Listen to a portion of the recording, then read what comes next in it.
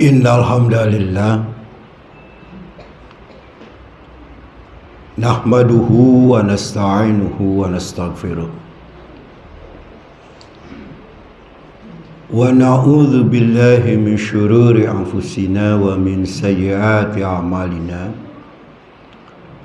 may yahdihillahu fala mudhillalah wa may yudlil fala hadiyalah. Wa ashhadu an la ilaha illallah wahdahu la syarika lah wa ashhadu anna Muhammadan abduhu wa rasuluh. Qala Allah Ta'ala fil Qur'anil Karim, a'udzu billahi minasy syaithanir rajim.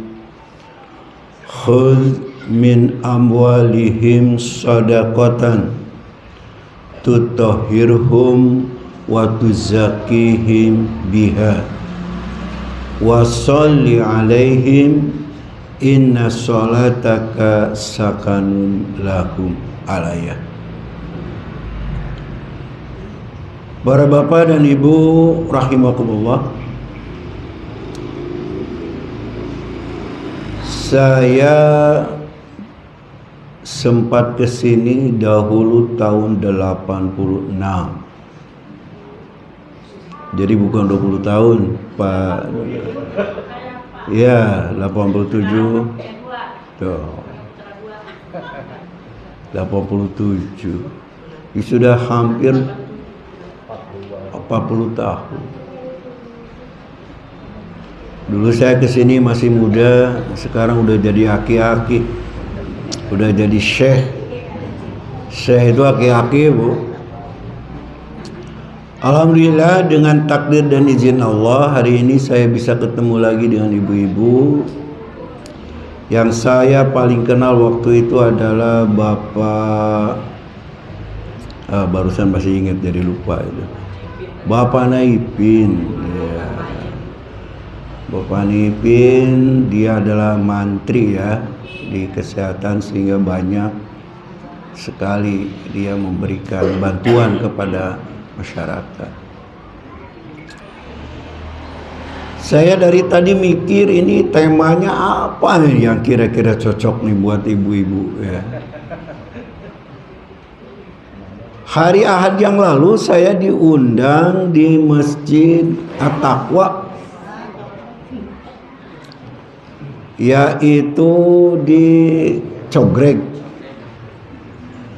Saya diminta mengisi tentang zakat. Tapi waktu itu juga belum selesai membahas tentang zakat, sehingga insya Allah mau disambung lagi. Nah, para bapak dan ibu rahimakumullah, saya ulang saja deh berkenaan dengan zakat itu. Mungkin sebagian ibu-ibu bertanya, ini ada LAZ ya, Lembaga Amil Zakat Kabupaten Bogor. Lembaga itu sekelompok orang yang mengurusi lah begitu ya. Nah, kenapa harus ada lembaga? Para ibu yang saya hormati dan para bapak, zakat itu di dalam Al-Quran surat At-Taubah ayat ke-102 Allah berfirman, khudz min amwalihim shadaqatan, ambillah oleh kamu dari harta-harta mereka zakatnya. Jadi kalau zakat itu harus diambil, walaupun di situ kata-katanya sodakoh.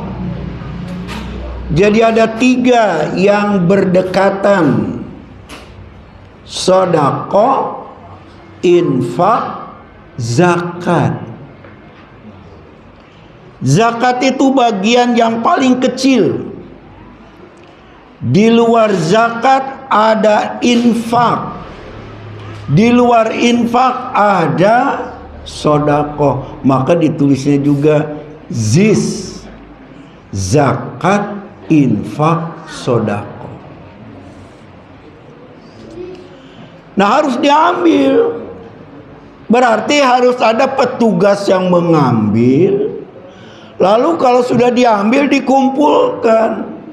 Sesudah terkumpul, dibagikan ke 8 asnaf.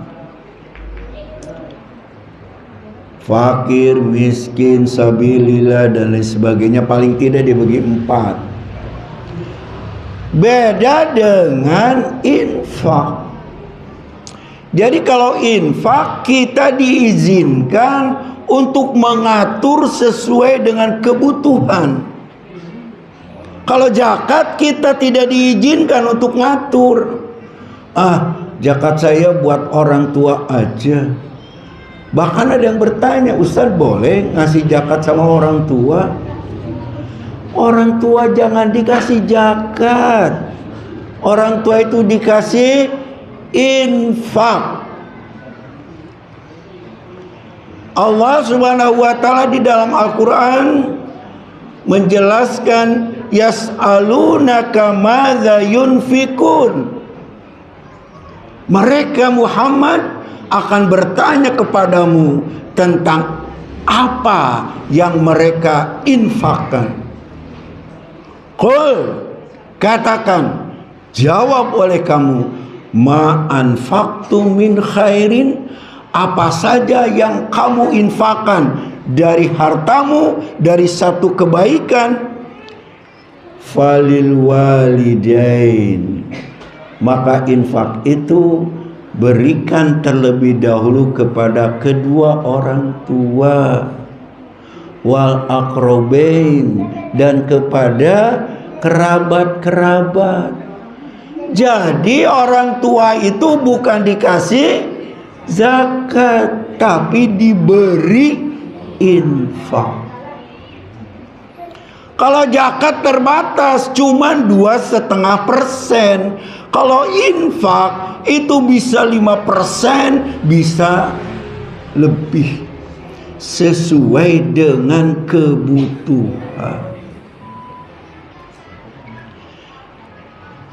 Bapak dan Ibu yang saya hormati, kalau saya meninggal dunia, bapak-bapak ini meninggal dunia, lalu tidak punya anak, maka bagian waris ibunya, kalau ibunya ada, itu 1/3 dari kekayaan anaknya, 1/3.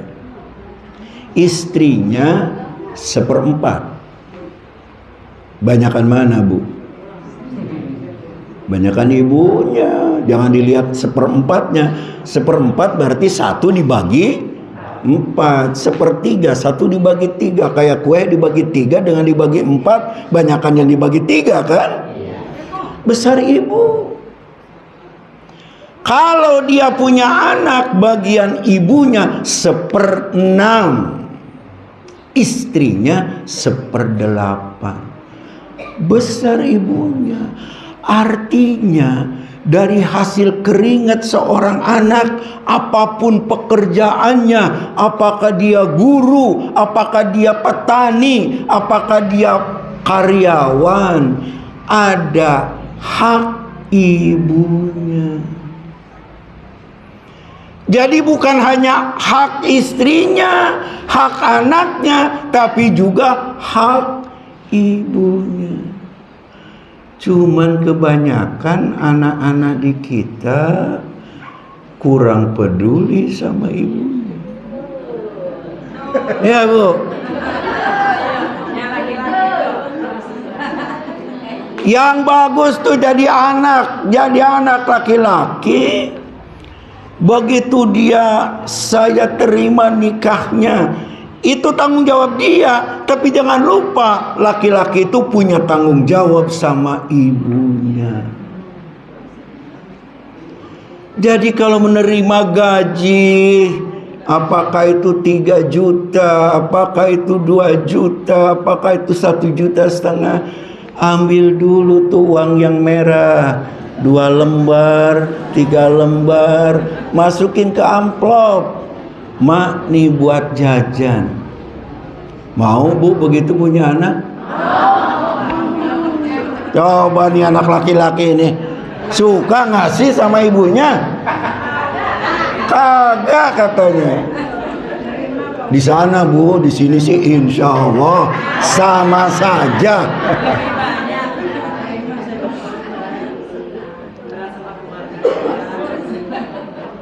Ibunya dikasih itu 2 lembar, 3 lembar sampai 5 lembar yang merah, apalagi sampai 10 lembar yang merah-merah itu luar biasa. Satu kampung di Ciseeng tahu semua. Kamu tahu anak saya yang kerja di Bogor, kenapa? Tiap bulan ngirim duit sama saya. Berapa Bu? 200.000. 200.000 aja sekampung tahu. Ya, apalagi kalau lebih daripada itu. Jadi kuncinya nih, anak laki-laki kuncinya, kalau ingin hidupnya berkah, baik-baiklah sama ibu. Semakin dekat dengan ibunya, semakin berkah hidupnya. Semakin jauh dari ibunya, semakin jauh keberkahan itu dari hidupnya. Jadi kalau kita hidup kok saya cuman begini-begini aja, udah setahun 10 tahun begini aja, berarti orang ini kurang baik sama ibu. Kalau ibu mah dikirim 200-300.000 setiap bulan, doanya tiap hari, dari pagi sampai malam tuh anak didoakan. Bagaimana tidak berkah? Dan istrinya kasih tahu, sekalinya ada anak yang baik sama ibunya, mau ngasih sama ibunya, diumpetin duitnya 100.000.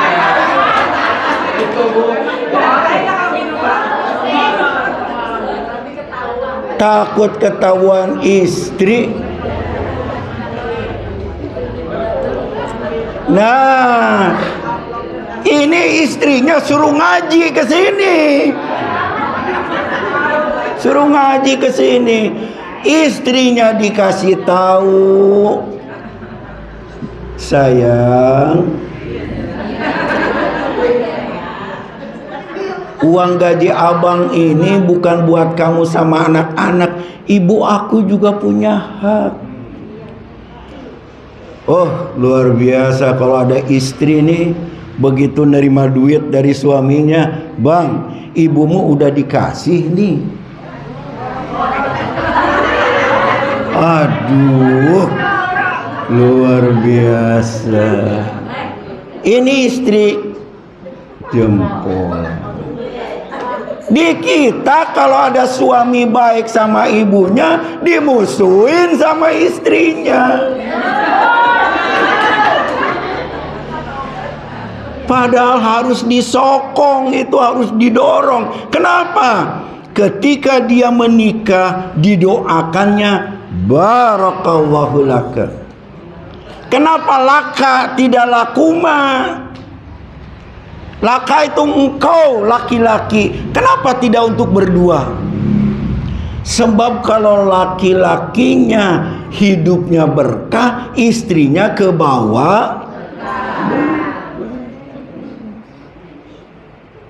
Sokong, dukung. Dan sebelum saya lupa, jangan suaminya dituntut. Kok ibumu dikasih, ibuku kasih juga dong. Jangan.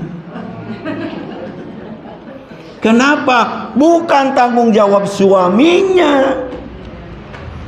Dia tanggung jawab anak laki-lakinya.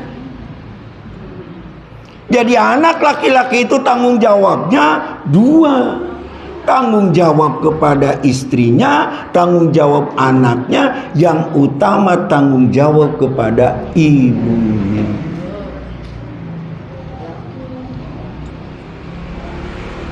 Sokong, dukung supaya menjadi berkah, istrinya juga ikut menjadi berkah.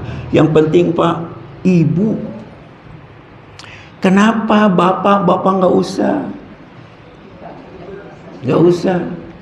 Sebab kalau bapak nih, bapaknya datang ke rumah anaknya, lalu ada celananya tergantung, dompetnya nongol, diambil tuh dompet, dibuka ada 100.000 tuh, diambil 10 lembar masukin, nggak minta, nggak apa, pulang aja, halal. Tidak usah minta, diambil begitu aja, buat bapak halal. Di zaman Rasulullah SAW pernah kejadian, datang seseorang, ya Rasulullah, tadi bapak saya datang, ngambil ini, ngambil itu, nggak bilang apa-apa, diambil aja begitu aja. Apa jawab Rasulullah? Jangankan harta kamu, diri kamu kepunyaan bapak kamu. Ibu-ibu ada yang nanya, Ustaz, lalu kalau ibu-ibu boleh ngambil? Nggak boleh, Bu. Yang boleh ngambil cuman bapak.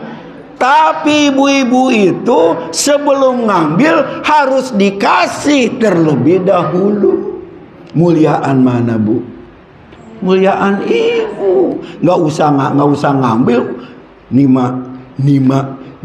Cuman yang nimanya nggak ada. Sayang sekali. Ibu itu tunggu menerima dari anaknya yang bekerja, anaknya yang menghasilkan. Kenapa bapak boleh? Ibu-ibu dan bapak yang saya hormati, satu hari datang tamu ke rumah saya, suami istri. Ustaz, mohon doa restu. Biasanya kalau mohon doa restu minta saya khutbah nikah karena mau dinikahkan. Ini bukan. Anaknya mau kuliah di perguruan tinggi di Sumatera, masuknya ke dokteran.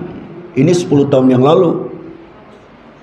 Saya tanya, Pak, berapa biaya masuknya? Biaya masuknya 250 juta. 10 tahun yang lalu 250 juta. Belum nanti biasa per tahun, per semester, sampai dia lulus berapa miliar yang harus dikeluarkan oleh ibu bapak. Jadi kalau bapaknya cuma ngambil 1 juta, ngambil, gak ada apa-apa. Tapi coba anak kita ini terbalik. Punya bapak, punya saya bukan punya bapak, kan begitu. Dalam Islam bukan begitu. Punya anak, punya bapak. Punya bapak bukan punya. Di kita terbalik, punya bapak, punya saya. Makanya banyak anak ngejualin tanah bapaknya. Terbalik itu. Jadi bukan punya bapak. Tapi yang terjadi nih, kalau bapaknya minjem duit sama anaknya, anak minjem dah 200.000. Baru juga sore tadi, pagi-pagi udah ditagih lagi. Pak, mana yang 200.000? Ya Allah, baru sehari juga belum. Besoknya ditagih lagi, Mam, mana 200.000? Coba kalau bapak nagih sama anaknya, udah minjem jutaan, giliran ditagih, si bapak cuma 10 juta aja ditagih-tagih. Terbalik. Coba ibu-ibu lebih sayang sama kita nih, sama ibu-ibu yang sudah usianya di atas 50 tahunan. Kalau anak perempuan itu kan dia hanya bertanggung jawab kepada suaminya. Tapi kalau anak laki-laki bertanggung jawab kepada istri dan juga kepada anak, kepada ibunya. Jadi ibu-ibu, kalau punya anak perempuan, ibu sakit, kok anak ini belum datang juga, jangan sakit hati. Mungkin dia sedang sibuk mengurus suaminya. Dan seorang istri tidak durhaka apabila dia tidak datang, sibuk mengurus suaminya dan sibuk mengurus anaknya. Tidak durhaka. Jadi istri itu hanya bertanggung jawab kepada suami saja. Makanya saya katakan, jangan dibebankan kalau mantu ngasih sama ibunya begitu, jangan diminta lagi ngasih kepada mertua. Itu tanggung jawab anak laki-laki.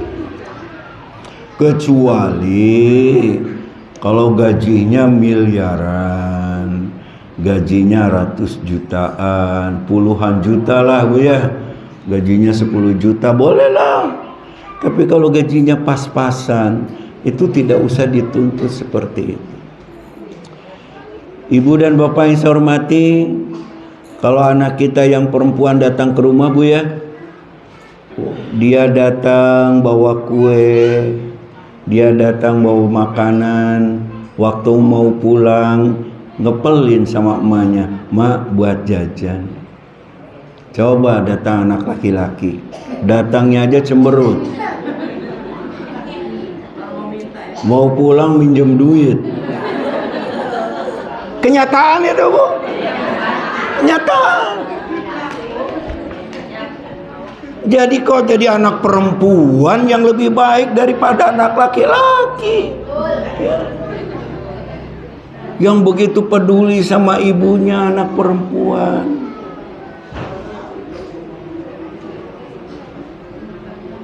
Nah, jadi kalau infak seperti itu, silakan kita yang mengatur. Dan infak itu tidak mesti dengan uang, tidak mesti dengan barang, tapi infak itu bisa dalam bentuk yang lain. Beda dengan zakat. Kalau zakat itu, karena di dalam satu keterangan juga disebut, apa sih zakat itu? Zakat itu adalah ijabu ta'ifatin minal mali, memenuhi satu kewajiban dari sebagian harta, fi malin mahsusin wali malikin mahsusin, bagi pemilik harta tertentu dan bagi pemilik harta tertentu. Jadi kecil. Jadi harta tertentu yang wajib dizakati, dan bagi pemilik harta tertentu juga baru dia diwajibkan zakat. Apa harta tertentu itu? Harta tertentu itu diantaranya emas dan perak. Bapak-bapak nih beli mobil Alphard, beli Innova, berapa? 500 juta. Ada zakatnya? Gak ada. Beli rumah 1 miliar, 5 miliar, ada zakatnya? Gak ada. Tidak ada zakat. Tapi kalau ibu-ibu membeli cincin 2 gram, cincin emas 2 gram, berapa Bu? Paling mahal 2 juta. Ya Bu? Itu wajib dibayar zakatnya sebelum dipakai. Awas Bu, hati-hati. Kita nih punya cucu baru lahir, sekalian ditindik sama bidan, sama dokter, dipasangin anting. Antingnya paling 1 gram. Sudah dijakati belum tuh? Jakati dulu 2,5%. Kalau 1 juta itu cuman 25.000.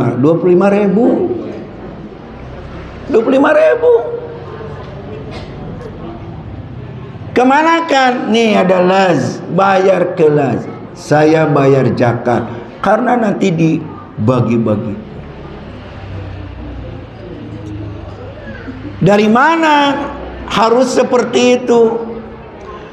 Rasulullah SAW pada suatu hari melihat istrinya Aisyah, karena istri Rasulullah kan ada 9 ya, yang bersamaan hidup itu ada 9.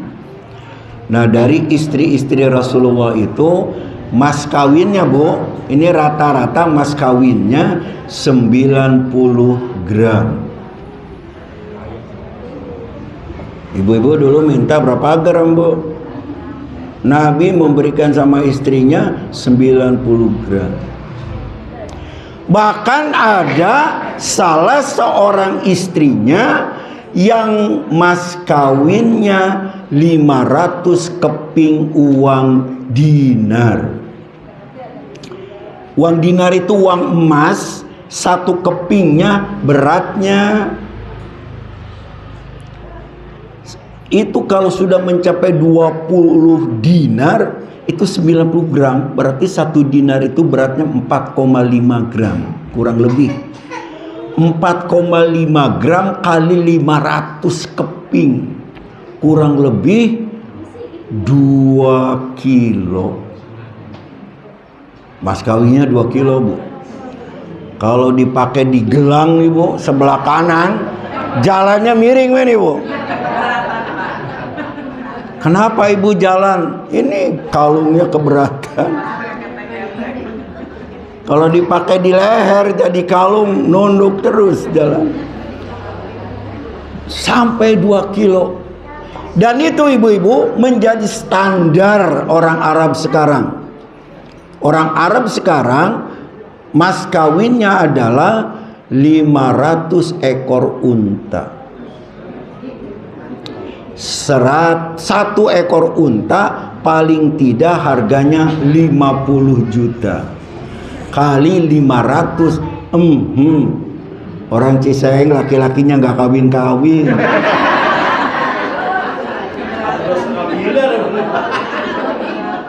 Nggak kawin-kawin deh.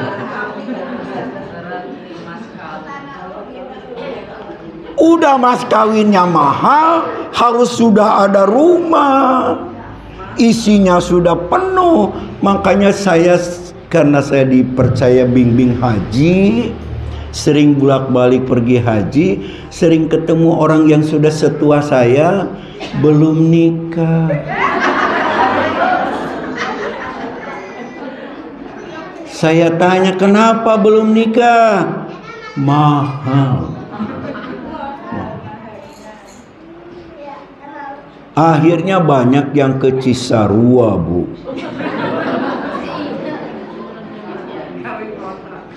Murah di Cisarua. Nah, jadi Aisyah memakai cincin dari emas, dari perak. Berapa sih beratnya? Perak itu di kita nggak ada harganya. Paling 30.000, 50.000 lah 1 gram. Kalau emas kan sekarang lagi tinggi, apalagi bulan Ramadan begini, mau lebaran. Kata Rasulullah, apa itu Aisyah? Aku berhias untukmu ya Rasulullah. Kata Rasulullah, sudah dibayar zakatnya belum? Cukup membawamu masuk ke dalam neraka. Aisyah kaget. Belum dikeluarkan zakatnya. Jadi ibu-ibu, kalau perhiasan itu wajib dikeluarkan zakatnya, tidak menunggu nisab. Nisab itu batas jumlah, biasanya nisab emas itu 90 gram. Haul biasanya 1 tahun. Jadi kalau perhiasan tidak menunggu. Hari itu beli, sebelum dipakai keluarkan zakat. Hati-hati. Waduh, bagaimana ini? Belum dibayar zakatnya, dulu beli. Bayar sekarang, Bu. Daripada ibu masuk neraka, bayar zakatnya. Apabila perhiasan itu dikumpulkan, kan ibu-ibu mah senangnya hari ini 10 gram, bulan depan ganti lagi 15 gram, keluar lagi gitu zakatnya. Bulan depan sampai akhirnya sampai 90 gram. Kalau sudah sampai 90 gram, maka wajib dikeluarkan zakatnya setiap tahun. Jadi bukan waktu beli saja, tapi setiap tahun. Ini mumpung lewat di pikiran saya, sebelum saya lupa, nih bapak-bapak, kalau kita melamar, ya, kita mau menikahkan anak, kan kita bawa mas kawin, bawa mahar. Sudahkah mahar yang kita beli itu dikeluarkan zakatnya? Jangan mentang-mentang ini kan mau dikasihin sama calon istri. Gak boleh begitu. Hadis tadi tidak menjelaskan apakah itu dapat beli atau dapat pemberian. Jadi waktu beli keluarkan dulu zakatnya. Nanti dikasih sama istrinya, sebelum dipakai keluarkan lagi zakatnya. Jadi zakatnya 2 kali. Awas itu. Itu akan dicatat di hari akhir, yang kata Rasulullah, cukup bagimu mau bakas masuk ke dalam neraka. Kenapa? Sebab Rasulullah tidak melihat waktu Aisyah memakai cincin. Nabi tidak bertanya, dari mana? Kamu beli atau pemberian? Enggak. Artinya kalau pakai, bahkan ada ustadz yang berpendapat lebih ekstrim, Bu. Minjem saja. Minjem nih karena lebaran biar keren dikit ya. Pinjam sama adik. Biasanya sih kalau kondangan. Ya.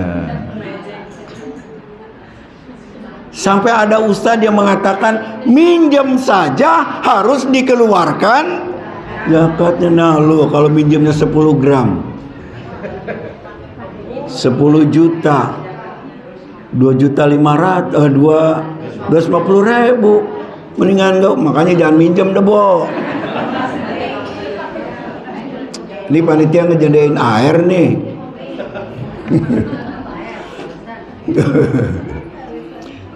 Jadi para ibu yang saya hormati, seperti itu. Jadi bayar zakatnya ketika kita menggunakan. Kalau saya lebih cenderung 2 saja deh. Paling tidak kita beli atau kita mendapatkan hadiah.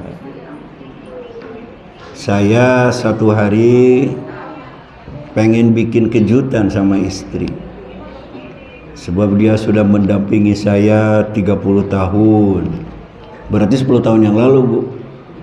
Saya ke pasar Anyar sama anak saya yang perempuan. Belilah cincin 5 gram. Yang bagus, kira-kira bagus. Udah, kita bayar, kita keluarkan zakatnya. Diajaklah makan istri itu di restoran, Bu. Karena malamnya ada niat. Bu. Biar harmonis ya. Kita kasih dah nih tanda cintaku padamu. Istri kan girang banget, Bu. Udah pernah, Bu, diajak sama suami begitu, Bu? Wah Allah, kesian banget. Ya nggak dikasih cincin juga diajak makan di restoran kayak sekali-sekali ya. Jangan cuma ngedenger aja, Bapak makan sama teman-teman di restoran ya. Ajak dong istrinya sekali-sekali bukber sama teman. Istrinya nggak pernah diajak bukber ya.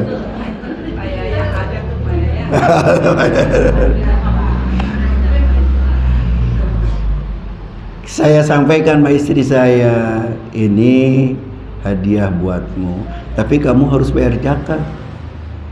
Nah, Aku nggak punya duit. Ah, kita kasih lagi lah. Nih buat bayar zakat. Jadi tetap dia bayar zakat walaupun uangnya kita juga yang memberikan.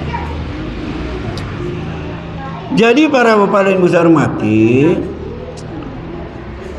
ini memang ibu-ibu, bapak yang saya hormati ya, memang masalah keluarga ini harus dibahas ya.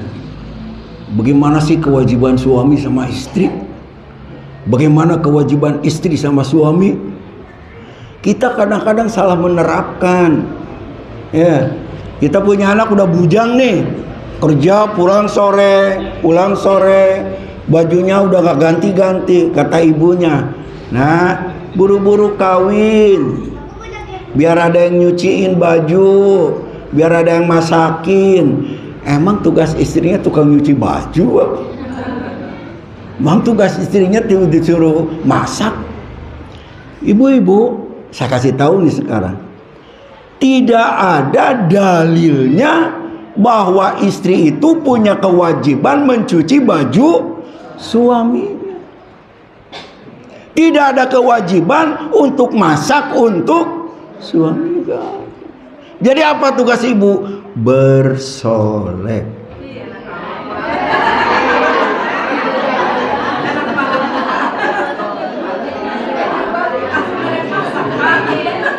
Si bapak ini senang ngelihat perempuan yang menor-menor, istrinya nggak dibiayai beli yang menor. Ya, buat beli lipstik aja boro-boro. Beliin dong pak, beliin lipstik, beliin bedak Wardah bu ya. Beliin. Ayo kita masuk tuh ke toko buat mau tidur, istrinya masih bau asap. Dia nggak pernah dibeliin baju tidur sama suaminya. Ya, beliin baju tidur. Pengen yang seksi, beliin dah yang seksi. Cuman tali doang di sini tadi. Beliin. Jadi kadang-kadang bapak nuntut istrinya pengen cantik ya. Giliran ada yang cantik tertarik sama istri orang lain. Istrinya nggak pernah diperhatikan. Dipuji aja sekalinya dandan. Lah lo dandan gak dandan sama aja lo. Udah peot. Pujilah sekali-sekali istri itu. Duh kamu cantik amat hari ini. Oh pasti aja ada maunya. Emang gak apa-apa bu, ada maunya juga. Jadi kadang-kadang si suami juga tidak peduli sama istri. Akhirnya istrinya apa adanya. Yang dituntut lu cuciin baju gua nih.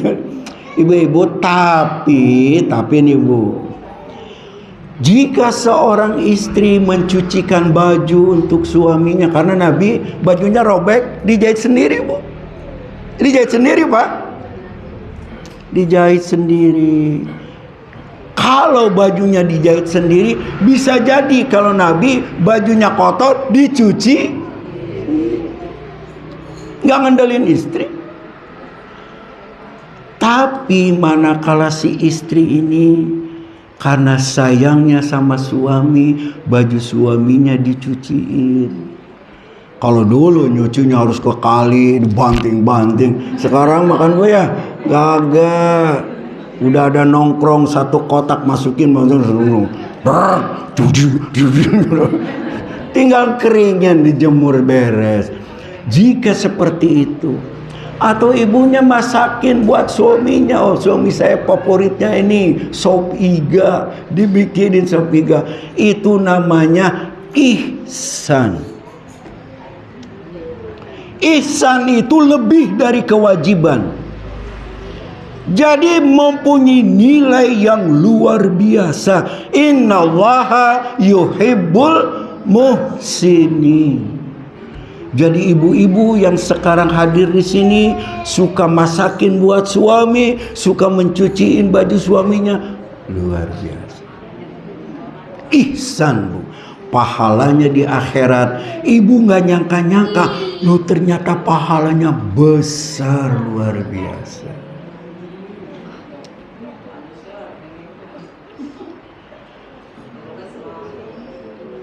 Jadi masing-masing mempunyai tugas, masing-masing mempunyai kewajiban. Nah, ibu ini lebih kepada mendidik anaknya waktu masih kecil.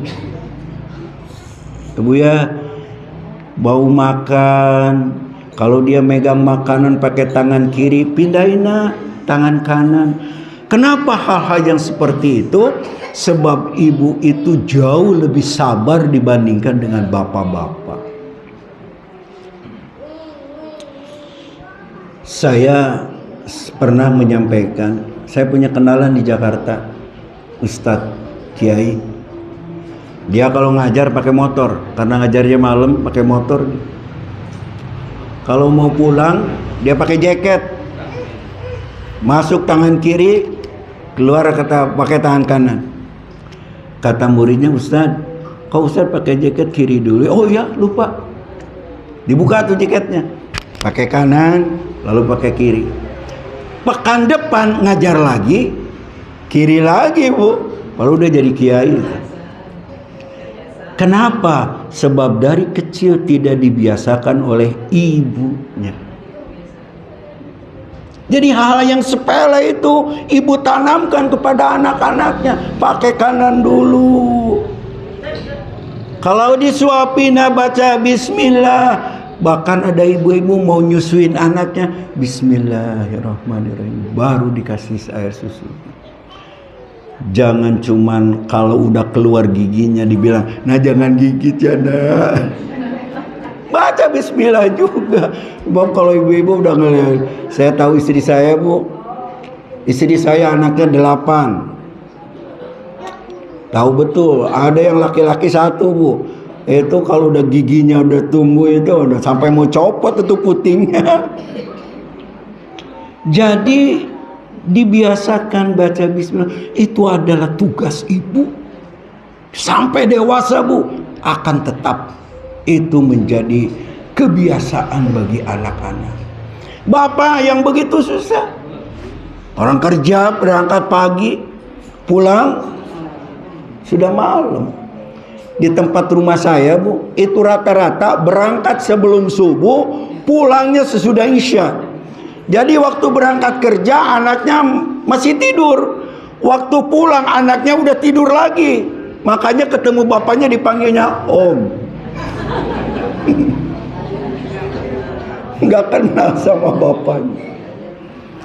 Jadi berapa lama nih? Usah lama-lama ya. 10:30. Jadi di sini para bapak dan ibu yang saya hormati, tugas yang seperti itu adalah yang ditugaskan oleh bapak itu. 1, kalau anak itu jatuh, jangan buru-buru diangkat. Biarkan dia bangun sendiri. Kecuali kalau parah. Kedua, biarin bangun sendiri. Liatin sama kita, bisa nggak dia bangun. Kalau nggak bisa baru kita tolong. Kalau dia udah bisa bangun, udah berdiri, baru disamperin. Sakitnya? Kenapa? Dilatih untuk berdiri sendiri. Itu pendidikan yang ditanamkan oleh bapak kepada anak. Kalau ibu-ibu kan begitu jatuh, aduh, buru-buru diangkat. Ya, kesian. Padahal itu anak jadi tidak mandiri.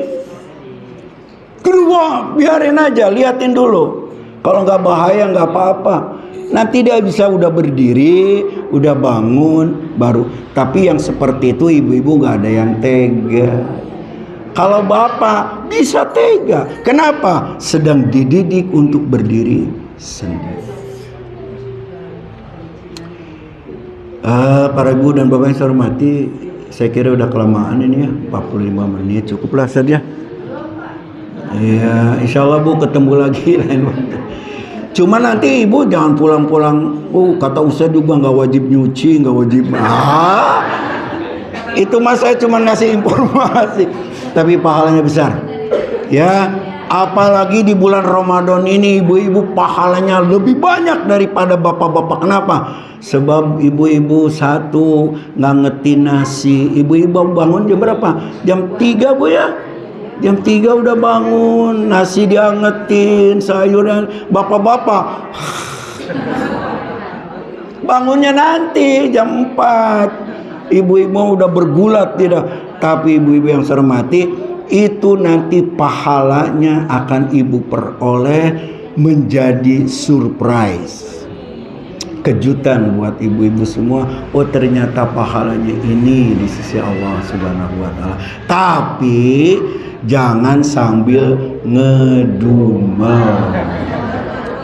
Kalau ngedumel nggak jadi dah, Bu, pahalanya hilang. Baik ibu dan bapak saya hormati, demikian yang saya sampaikan. Saya tutup dengan doa, Allahumma anfa'na bima 'allamtana wa 'allimna ma yanfa'una wa zidna ilman. Aqulu qouli hadza wa astaghfirullah li wa lakum. Wassalamualaikum warahmatullahi wabarakatuh.